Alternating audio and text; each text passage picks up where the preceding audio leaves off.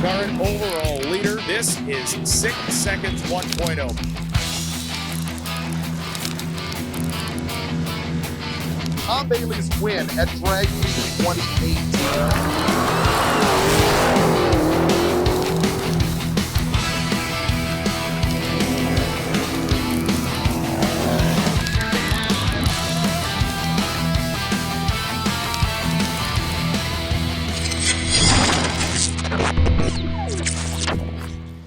All right, this, I don't know how we end up with so many Dodge projects, but nitro engine in a street car, mechanical injection. So going to take you through this. This also has a clutched automatic.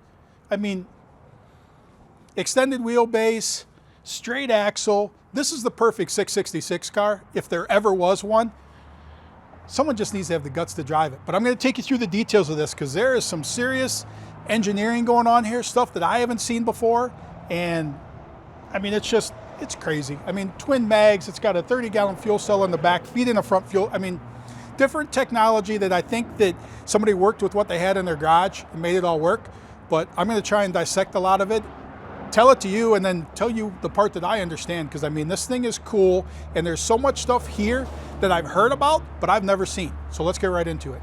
You may think with the preview of that engine up there that there's no way that that thing has a capacity to run on the street. Well, in the trunk, they mounted a 30-gallon fuel cell. So based on the mechanical injection, in my math, 30-gallon fuel cell versus the gallon or whatever that's up front, you could totally make it from one side of a small fairground to probably the other. So, because it's on E85. So I'll take you through that stuff. Battery in the back. It does have a roll cage in it. And hey, I mean, that's the trunk. We got to start somewhere. This is where the fuel comes from to get it to a small spot. But then we work our way forward in this thing. And street tires. So it's got DOTs on the back. Rumor has it that this thing ran 9s in the quarter with the street tires on it. Maybe it was 10s. I'm not sure what the rumor was, but I know they said it went way quicker than was expected. When you hear this engine run, I mean, pretty amazing. The pipes, if this doesn't have with the metallic paint, the pipes coming up at the quarter panels, if this doesn't have that vibe of totally a 60s car cruising the street, I mean, I don't know what is. There's literally no mufflers under there either. It is just the headers dumping back here. I mean, that's a dual distributor Hemi up front. Now, I told you about the clutch, that this is a clutched automatic. So, what the heck did they call it? Stick-o-matic? No, it'll come to me. But it actually is an automatic transmission, but it has a clutch. So once you start it, I mean, I guess kind of like a Lenco, maybe pre-Lenco, these were, is you release the clutch to take off, but then you pull the gears. This actually has lightning rods in it. So it's, I'm not sure how well it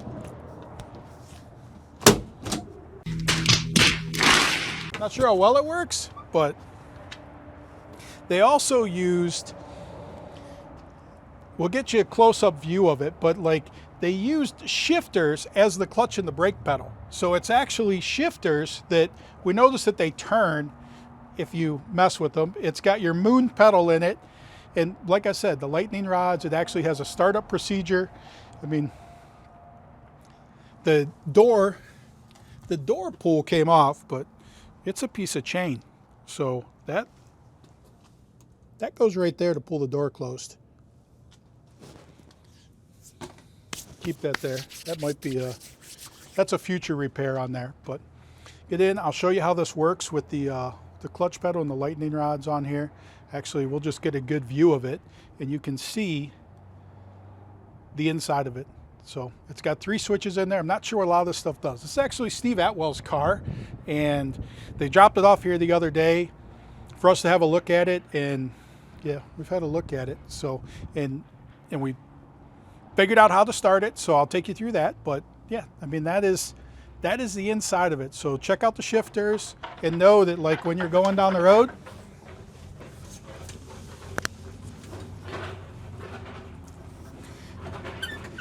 you got your brake pedal, but here's park. and you actually have your reverse lockout here.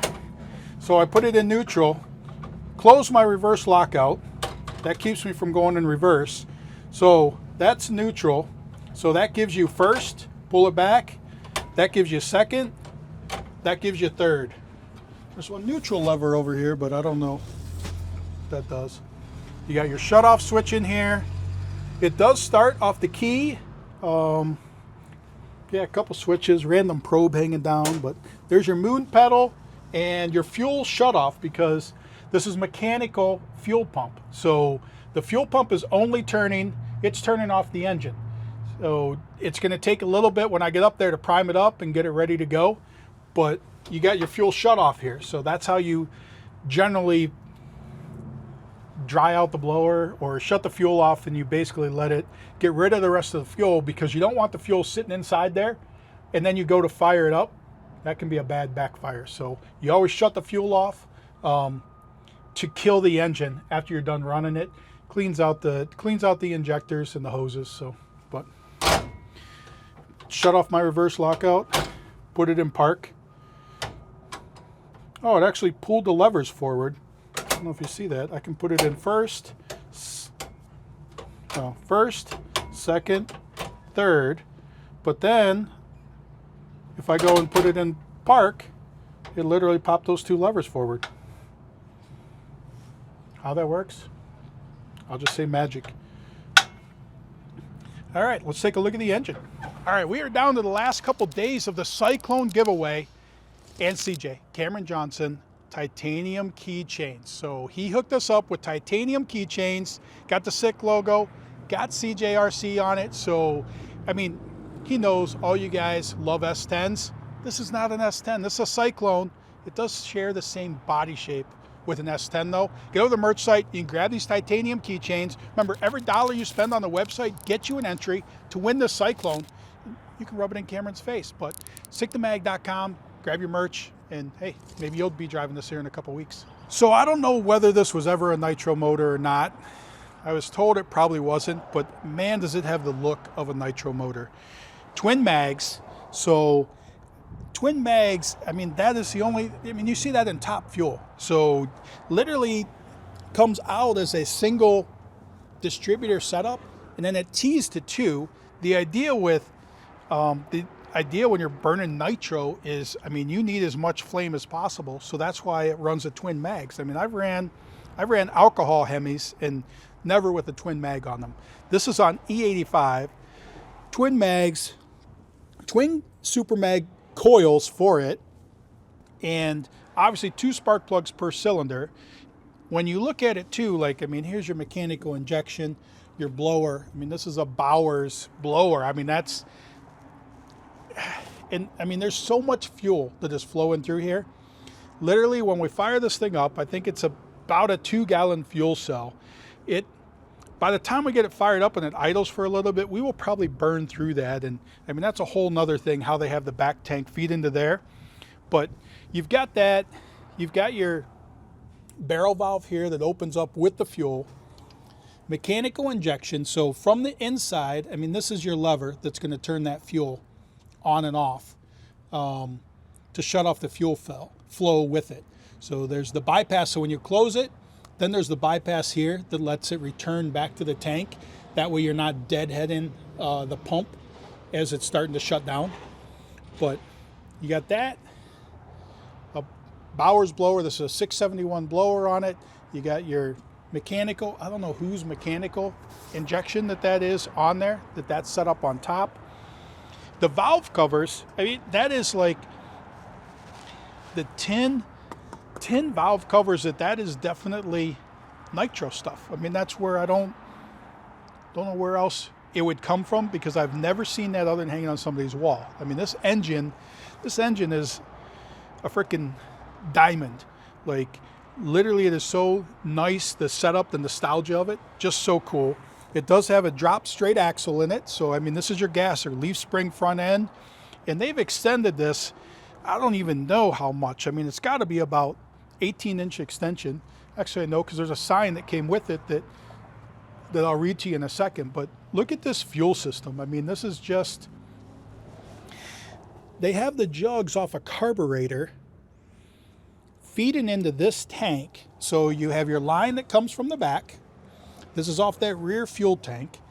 And I don't know what triggers the rear fuel tank because there's not a return. So it's going to deadhead. But I mean, and maybe it's just a carburetor tank, but I don't know if that could keep up. And you actually have your bowls off of a 4150 mounted to the side of here. And I'm sure it's the floats that are inside there that are literally, as the fuel goes down, which, I mean, it's going to drop straight down into there. I'm not sure exactly how the concept works, but it's going to go straight inside there. It's going to dump down inside this tank, obviously flows to the engine, and there's a float inside here which isn't hooked to anything. I don't know if that's just for the gauge inside to tell you the fuel level, but as soon as that goes down, that would trigger your fuel level with it. But then the bowls open up. Like I said, they feed the fuel from the back. Not sure what triggers that pump on and off, or if it just sits there running all the time, but crazy technology. It's not the way that I would have done it. So radiator, I mean, this is definitely currently a fairground cruiser because there's no way that that radiator and fan setup could keep this thing cool even on E85. But that's a whole nother project on its own. So the sign, I mean, this basically shows the car. And don't worry, I'm going to fire this thing up in a second. I just want to take you through the details. But so it says it's a 511 Hemi. Who built it? 8-port fuel injection. Doesn't say who it is, but just by Ron's. Oh, it's a 671 clutch flight. There you go. That's the word I was looking for the transmission, clutch flight. So because torque flight, standard automatic uses a torque converter. Clutch flight, which I guess I always thought it was just something on the front of the transmission, and maybe it is, maybe it isn't, that allows it to use a clutch, because it's still at 727, which you have the 727 torque flight, clutch flight with A&A, that's who put it together. Front suspension, so you got the straight axle, so the front axle's moved 9 inches, rear axle moved back 2 inches. It's got a Dana 60, of course, it's a Dodge product. Ladder bars, QA1. Front wheel arch moved 8 inches forward. Firewall recessed 7 inches. Engine moved back 10 inches. Valence bobbed 10 inches. Guess I don't know what it means for the valence to be bobbed. Real openings, battery, 10-point gauge. I mean, I wasn't going to see the details on there, but I'm going to assume engine moved backward 10 inches and the front axle forward 9 inches. So that's 19 inches. So I guess engine moved back 7 inches. I mean, because this is definitely more than 9 inches was added from stock.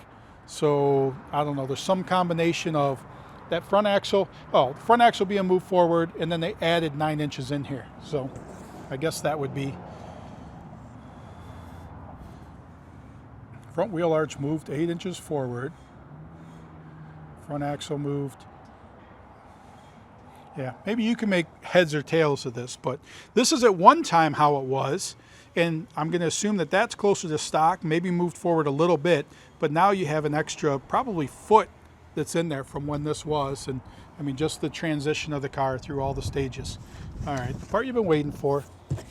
Let's fire this bad boy up. It's going to take some time, so bear with me because I got to prime the fuel pump, the mechanical fuel pump. So that's a process all on its own. Here's the thing. The good thing included with the car is the directions on how to start it. So got to turn the power on the back bumper. So flip that switch on. So we got that on. The fuel shut off. Right side of trans tunnel all the way out. Now I know for this that they have the instructions backwards because I fired this up for a minute the other day, and all the way in,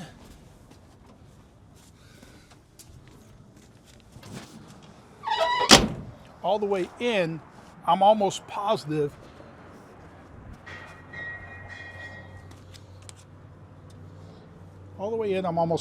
that is what on was. So that turns the main fuel on. Make sure the shifter's in neutral. So it's in park. I don't know. I don't know what the whole neutral thing is, because if it's in park, there shouldn't be a problem. I know the other day, which I guess I'll grab a brick, because the other day I put in neutral just for safety, because if it says neutral, then I feel like maybe park's not good enough. You got to have neutral. So I'll grab a brick or something to put under the tire so it doesn't roll away.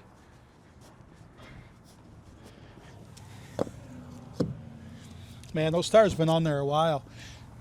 There's big dry rock cracks in there, so I'm not going to do a burnout with this thing. Tire might explode. All right, so we got neutral. Spray fuel into injector hat with spray bottle behind driver's seat. I already got the fuel bottle out.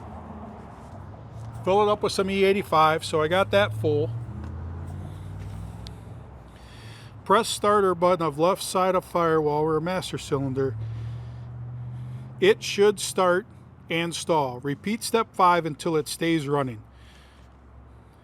Once it stays running, turn on fuel pump and fan. Switches on center dash. Should be all set. To turn off, either turn off fuel lever or hit red kill switch on trans tunnel. All right, so let me fuel shut off. Oh, it doesn't say anything about making sure that the power's turned on, because I feel like it's not going to start with that. So, oh look, they had 1 and then they put that as prior to 1. So you do that first. So they forgot the direction, so they figured they'd add that in after the fact, because I thought I caught them in wrong instructions. So we're gonna have to open up these throttle blades. Come around here. I got to open up the throttle blades and spray some fuel in here. But open them up, get some fuel in there. Now let's see if I have everything in place. There you go.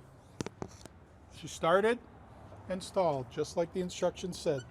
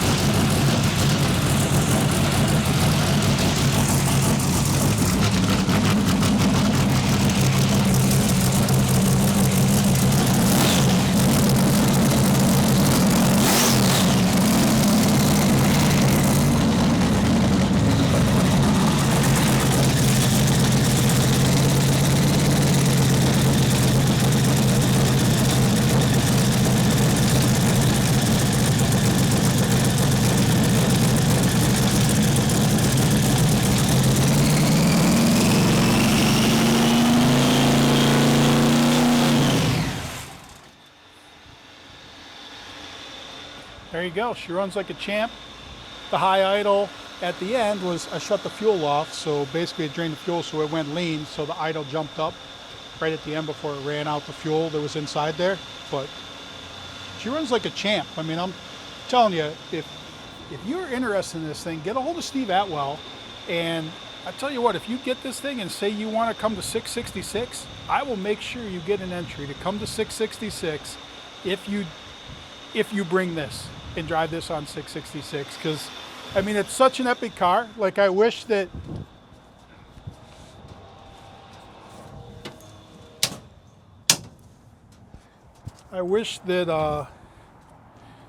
I guess I wish, I don't wish, that we already didn't have too many projects going on that to make this happen. Now, I would love the drivetrain and to throw this drivetrain in the AFX we got going on there, but the AFX is already going to be a handful because it's Hemi, single mag Hemi, and mechanical injection, no blower on it.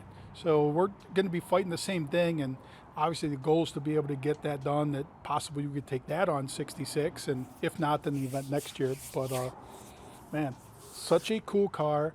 And I won't even say a piece of history, because this thing was built sometime recently to look like one of the old cars that ran around the streets, but they definitely did it the old school way with a lot of the stuff that's in here. And hey,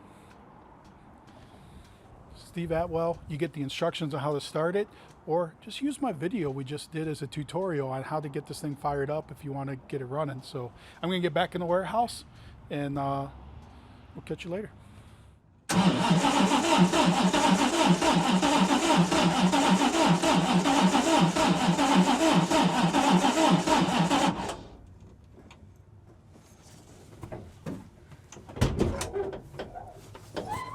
Well, now that I ran the fuel out of it, I got to actually squirt some fuel in it to get it running again.